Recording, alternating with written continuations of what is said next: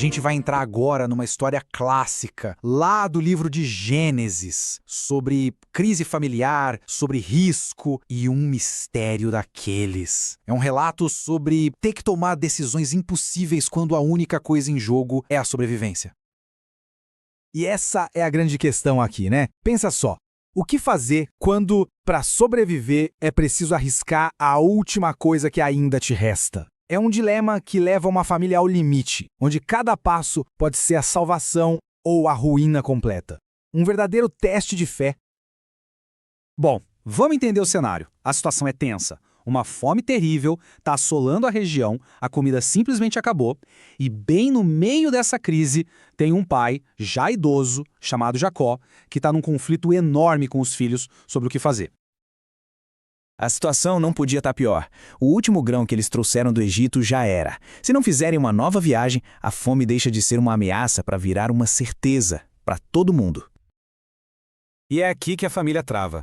De um lado tem o Jacó, que anos atrás perdeu o filho José e agora está apavorado só de pensar em perder o caçula, Benjamim. Para ele, o risco é grande demais, reabre uma ferida que nunca fechou. Mas do outro lado está o filho dele, Judá, encarando os fatos. Se eles não forem, todo mundo morre. É simples e brutal assim.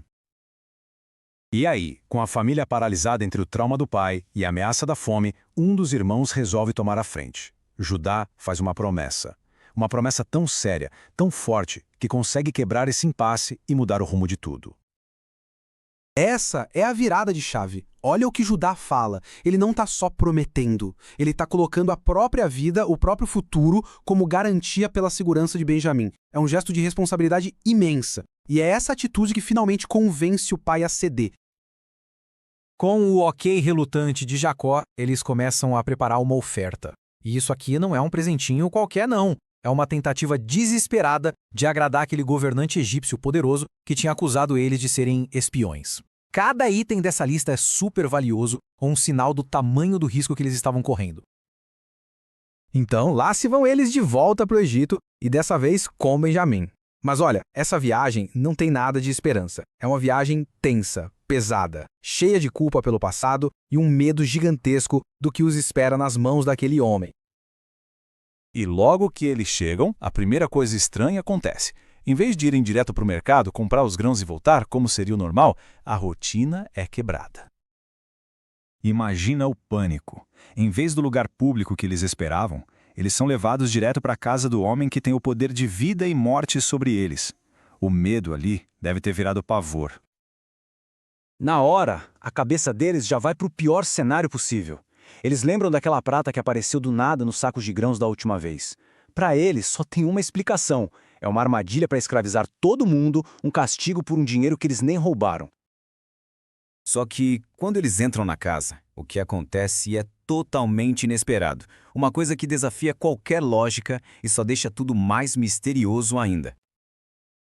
O administrador da casa não só diz que está tudo bem, como ainda solta uma explicação bizarra, que o dinheiro deve ter sido um presente divino. Isso não acalma os irmãos, muito pelo contrário, só aumenta a confusão. Eles começam a sentir que tem algo muito maior acontecendo, que eles não estão no controle de nada. E aí, quando tal governante finalmente aparece, o clima fica pesado. Os irmãos se curvam até o chão em sinal de submissão, mas as perguntas que ele faz não são sobre negócios. São perguntas surpreendentemente pessoais, querendo saber do pai deles e principalmente olhando fixamente para o irmão mais novo, Benjamim. E então vem a cena mais inexplicável de todas. Ao ver Benjamim, aquele governante egípcio, poderoso e implacável, fica tão emocionado que precisa sair correndo da sala para chorar escondido. Os irmãos ficam lá sem entender absolutamente nada do que acabaram de ver. Para fechar, a história nos leva para um banquete. E o que era para ser uma honra acaba se tornando uma sequência de eventos cada vez mais esquisitos, quase como um teste. O primeiro baque é na hora de sentar à mesa. De alguma forma, aquele egípcio organiza todos eles exatamente na ordem de nascimento, do mais velho para o mais novo. Como ele podia saber disso? Era uma informação que só a família conhecia. A reação deles é de puro espanto. O medo começa a dar lugar para uma perplexidade total. Eles devem ter ficado se olhando tipo, como assim? Quem é esse cara que sabe o segredo mais íntimo da família deles? E para coroar o banquete, a última esquisitícia. O favoritismo. Todo mundo recebe comida da mesa do governante, mas a porção de Benjamim é 5 vezes maior que a de qualquer outro. É uma honra tão exagerada que se torna mais um mistério, lembrando aquele mesmo favoritismo que um dia dividiu essa família e deu início a toda essa história. E a gente fica com essas perguntas no ar, né? Uma jornada que começou com medo da morte, termina num banquete cheio de bondade inexplicável e conhecimento secreto. Nada faz sentido. Isso é um teste? É um jogo? Ou é alguma forma de perdão? Quem é, afinal, esse governante e qual é o plano dele? A resposta, essa ainda está escondida.